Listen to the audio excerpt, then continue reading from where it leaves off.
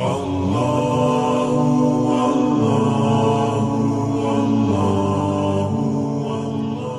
ابو ہریرہ رضی اللہ تعالی عنہ نے ایک مرتبہ آپ صلی اللہ علیہ وسلم سے کہا، حضور میں جب آپ کو دیکھتا ہوں میرا جی خوش ہو جاتا ہے، میری آنکھیں ٹھنڈی ہو جاتی ہیں، آپ ہمیں تمام چیزوں کی اصلیت سے خبردار کر دیں۔ آپ صلی اللہ علیہ وسلم نے فرمایا، ابو ہریرہ تمام چیزیں پانی سے پیدا کی گئی ہیں۔ پھر میں نے کہا، یا رسول اللہ صلی اللہ علیہ وسلم مجھے کوئی ایسا عمل بتا دیجئے جس سے میں جنت میں داخل ہو جاؤں۔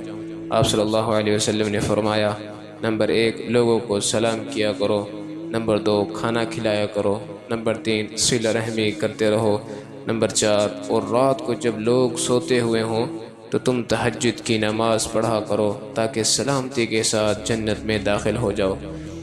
اور جنت میں سب کچھ ہوگا مگر 6 چیزیں نہ ہوں گی۔